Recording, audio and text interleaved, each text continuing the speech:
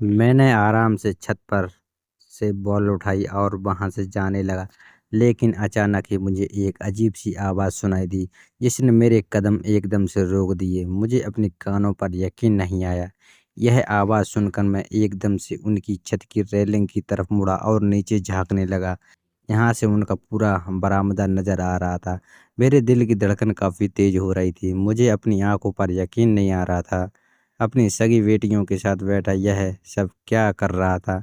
मेरी आंखें बिल्कुल बाहर को निकलने को हो रही थी। मुझे समझ ही नहीं आ रहा था यह सब क्या हो रहा है, क्योंकि वह सगा अपाहिज बाप अपनी जवान खूबसूरत बेटियों के साथ दिन दहाड़े बिना किसी शर्म के वह कर रहा था, जिसको सोचकर ही मेरी आत्मा काँप कर रह गई थी, क्योंकि वह अपनी बेटियों के साथ। दोस्तों, मेरा नाम विकास है और मेरी उम्र 22 साल थी। मैंने अपनी अभी तक सारी ज़िंदगी अपने मोहल्ले में ही गुजारी थी। मैं पैदा भी यही हुआ था और यहाँ पर खेलते ही खेलते मैं जवान हो गया था। मेरे यहाँ के लोगों के साथ बहुत अच्छी बातचीत थी। मैं यहाँ के सारे लोगों को जानता था और यहाँ के लोग भी मुझे बहुत अच्छे से जानते थे। मेरी पढ़ाई पूरी हो चुकी थी और अब मैं काम पर ध्यान दे रहा था, क्योंकि मेरी 2 छोटी बहनें थीं। मेरा दूसरा कोई बड़ा या छोटा भाई नहीं था। मैं अपने बाप के साथ ही उनकी शॉप पर काम करता था। मेरे मोहल्ले में सब लोग बहुत अच्छे थे। सबकी ही बहन बेटियां थीं और कोई भी ज़्यादा बाहर नहीं निकलता था और ना ही किसी भी घर का लड़का बाहर गली में बैठता था। मेरे मोहल्ले में बहुत शांति और सुकून था। इसी वजह से सारी औरतें सुकून से ज़िंदगी गुजार रही थीं। शाम के वक्त सारी लड़कियां, कभी कभी मेरे खुद की बहनें भी दरवाजे पर खड़ी होकर आपस में बातें करती रहती थी, लेकिन मुझे ये सब चीज़ें बहुत ज़्यादा बुरी लगती थी। मैं अपनी बहन को हमेशा ही इस चीज़ के लिए मना करता था और टोकता था कि यह चीज़ मुझे पसंद नहीं है। लेकिन वह अभी बच्ची थी और वह मुझसे छुपकर अपनी सहेलियों से दरवाजे पर खड़े होकर बातें ज़रूर करती थी।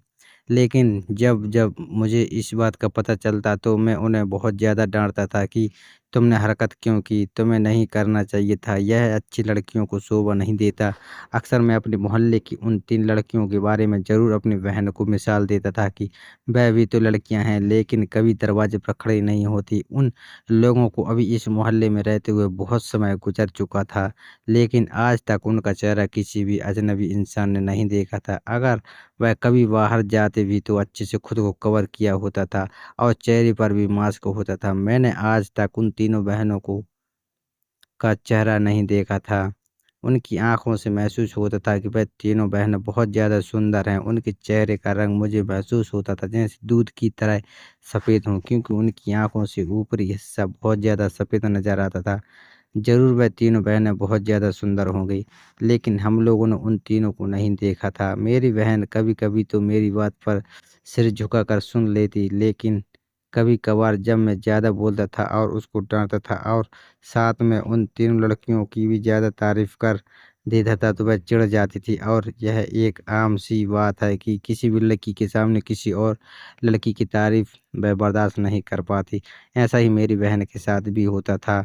कभी-कभार तो उसकी इस चीज़ को मैं हँसकर टाल देता था और कभी-कभी मुझे उस पर गुस्सा आ जाता था। मेरी माँ भी मुझसे ही कहती थी कि वह छोटी है और उसकी बहुत सारी दोस्त मोहल्ले में रहती हैं, उन्हीं से बातें करती रहती है, लेकिन मुझे यह सब पसंद नहीं था। हमारे मोहल्ले में तीनों लड़कियाँ बहुत ज़्यादा मशहूर थीं, उनकी खुददारी सब जगह फैली हुई थी। उनका बाप एक अपाहिज था, लेकिन उन लोगों ने कभी भी अपनी मर्यादा को लांघने की कोशिश नहीं की थी, बल्कि खुद को छुपा कर रखती थी। सबको उन लोगों की आदत और संस्कार बहुत ज़्यादा पसंद थे।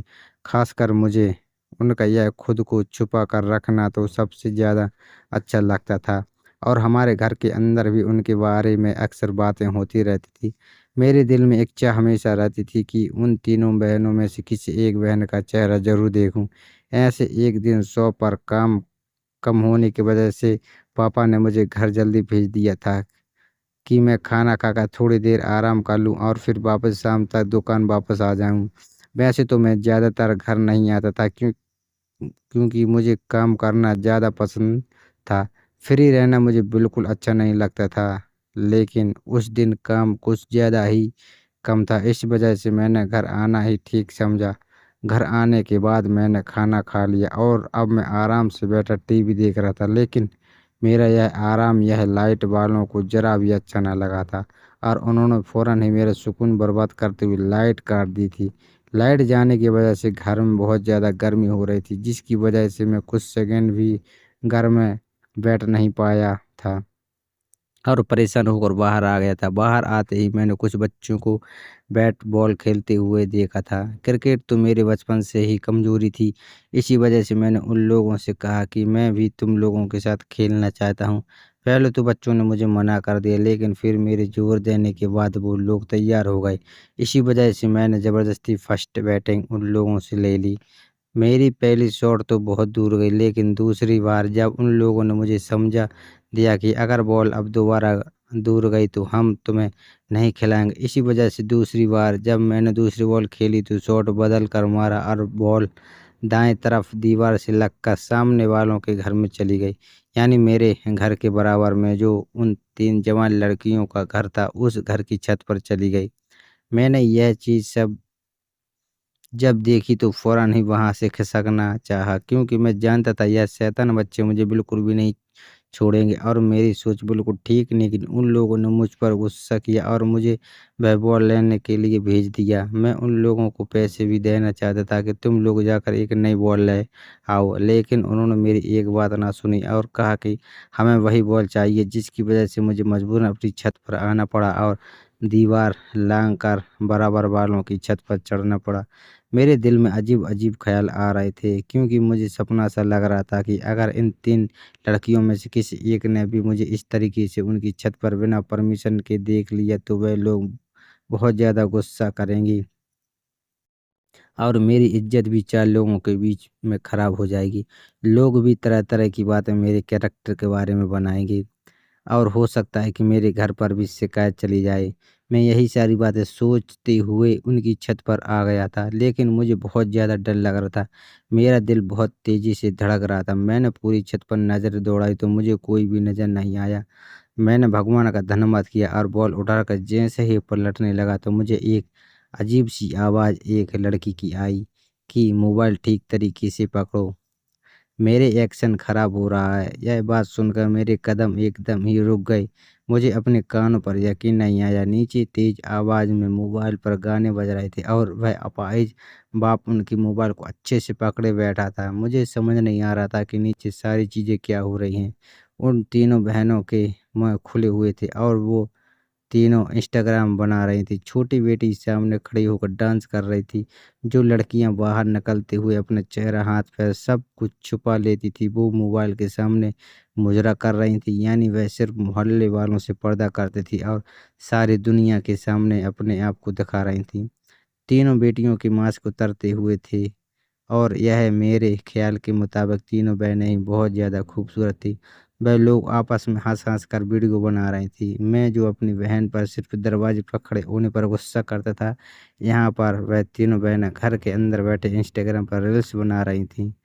उन तीनों बहनों में जो छोटी बहन थी उसकी नज़र ऊपर की तरफ पड़ी। मैं उन लोगों को बहुत गौर से देख रहा था। उसने ऊपर देखकर फ़ौरन अपने चेहरे को छुपाया और अपने पिता की तरफ देखते हुए बोली, पापा ऊपर देखो कोई खड़ा हुआ है। मैं उसकी बात सुनकर एकदम पीछे हो गया, क्योंकि मैं नहीं चाहता था कि कोई भी बात मेरे बारे में बने। मैं फ़ौरन उनकी दीवार लांघकर अपने घर पर आ गया और नीचे आकर उन शैतान बच्चों को बोल देते हुए गुस्सा करने लगा कि चले जाओ मेरे दरवाज़े से, यहाँ पर कोई भी नहीं खेलेगा। वह लोग मेरी बात को अनदेखा करके अपने खेल में मगन हो गए। मैं भी अपनी बाइक पर बैठकर वहाँ से जाने लगा, क्योंकि मेरा दिल नहीं चाह रहा था कि मैं उस आदमी का सामना करूँ, जो लोगों के सामने तो बहुत ज़्यादा बनता है, लेकिन अंदर अपनी बेटियों से मुजरा करवा रहा है। मेरा दिल बिल्कुल उदास हो गया था। मुझे अपनी बहन बहुत अच्छी लगने लगी थी, क्योंकि वह ऐसा कोई काम नहीं करती थी से हम लोगों की नाक कटे।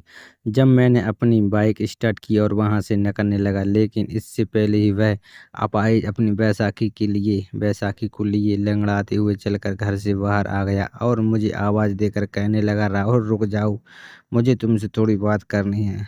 मेरा वहाँ रुकने का दिल तो नहीं किया था, लेकिन मैं उस इंसान की बात को नहीं टाल पाया और थोड़ी देर के लिए वहाँ ठहर गया। वह मुझे सख्त नज़रों से घूरते हुए बोला, राहुल मैं तुम्हें एक बहुत शरीफ लड़का समझता था, जिस वजह से मैं तुमसे बातचीत कर लेता था, लेकिन तुमने आज जो यह हरकत की है ना, मेरा बस नहीं चल रहा कि तुम्हारे बाप के पास जाऊं और तुम्हारी शिकायत कर दूं। मेरा गुस्से से बुरा हाल हो रहा था। जिन लोगों को मैं इतना ज़्यादा अच्छा समझता था, जिनकी इज्जत करते हुए मैं थकता नहीं था, जिनकी मिसालें मैं अपने घर में देता था, वो लोग इस तरह के थे। मैंने उसकी तरफ देखते हुए उसे कहा कि तुम और तुम्हारी बेटियां जो गाना अपने घर में चला रही हैं, हमारी बहन बेटियों को भी वह खराब करेंगी। तुम्हें जिसको मर्जी बताना है बता दो जाकर, बल्कि मैं खुद तुम्हारे इस कारनामे के बारे में बताऊंगा कि तुम्हारी बेटियां मोबाइल के सामने खड़ी होकर मुजरा कर रही थी और तुम मोबाइल को पकड़े घर में बैठे हुए थे। वह मेरी बात सुनकर झेंप से गए और मेरे कॉलर को पकड़ते हुए बोले, तुम्हें शर्म आनी चाहिए। एक तो तुम मेरे घर में जाके ऊपर से मैं पर मुझ पर ही धौंस जमा रहे हो। हम जो भी करें अपनी चारदीवारी के अंदर करते हैं। तुम कौन होते हो हमारे मामले में हस्तक्षेप करने वाले? जबकि तुम अच्छे से जानते हो कि वह लड़कियों वाला घर है। उसके बावजूद तुमने नीचे झाँके। तुम नीचे झाँक रहे थे। आने दो, तुम्हारे बाप को मैं बात करूँगा उनसे। मैं तो बहुत अच्छे से जानता हूँ कि वह घर लड़कियों वाला है, लेकिन शायद तुम नहीं जानते हो कि वह घर लड़कियों वाला है और लड़कियों वाले घर में ऐसे काम नहीं होते। लेकिन इसके बावजूद तुम अपनी बेटियों के साथ ये हरकतें कर रहे हो। मैंने उसकी तरफ देखकर गुस्से से कहा, और जो तुम बार-बार बात कर रहे हो, बोल रहे हो ना कि मैं बाप को बता दूँगा, तो सुन लो, तुम्हारा जिसको दिल चाहे बता दो। उसके बाद में यह बात सब लोगों को फैला दूँगा कि आप अपनी ही बेटियों के साथ। वह परेशान होकर वह मेरी तरफ देखकर कहने लगे, मैं अपनी बेटियों के साथ कोई मुजरा नहीं कर रहा था। हम लोग घर के अंदर चार दीवारी में बैठकर ईमानदारी से कमाते हैं और हम कुछ गलत नहीं कर रहे थे। तुम मेरे बारे में या मेरी मासूम बेटियों के बारे में कुछ गलत बात ना करना। मैंने कहा, क्या मतलब? आपका मैं कुछ समझा नहीं पा रहा हूँ। आपकी बेटियां वीडियोज बना रही थी और उसमें नाच रही थी और आप बोल रहे हैं कि आप लोग कुछ गलत काम नहीं कर रहे थे। तो वह मेरी तरफ देखकर कहने लगे, मैं एक अपाहिज इंसान हूँ, मेरा सपोर्ट करने वाला कोई नहीं है। मेरा ख्याल रखने वाली मेरी सिर्फ 3 बेटियां ही हैं जो मेरे घर का चूल्हा जला रही हैं। हम लोग कुछ नहीं कर सकते। तुम देखते हो ना, मैं ज़्यादा से ज़्यादा बाहर जाकर घर का राशन और सब्जी वगैरह ला कर देता हूँ। बाकी मैं सारा दिन घर के अंदर रहता हूँ। मेरी बेटियाँ कोई मुजरा नहीं कर रही थीं। वह कहने लगे, हाँ, इसी वजह से मेरी बेटियाँ तुम लोगों से पर्दा करती हैं कि तुम लोग उनको पहचान न लो। उनकी एक बेटी की आवाज़ सुनकर नीचे झाँक कर देखा था, तो यह दृश्य मेरी आँखों के सामने आ गया। अब निश्चित ही मैं आपकी कोई भी बात किसी को नहीं बताऊँगा। मैंने यह बोलकर गाड़ी स्टार्ट की और अपनी दुकान पर आ गया। दुकान पर आने के बाद भी मेरे दिमाग में उस आदमी की बातें ही चल रही थी और मुझे एहसास हो रहा था कि हर घर का अपना माहौल होता है। हर किसी की ज़िंदगी आसान नहीं होती। कभी-कभार आँखों देखा भी सच नहीं होता। तो दोस्तों, इस कहानी को लेकर आपकी क्या राय है? कमेंट बॉक्स में ज़रूर बताएँ और अगर कहानी अच्छी लगी हो तो प्लीज़ लाइक और शेयर ज़रूर करें। धन्यवाद।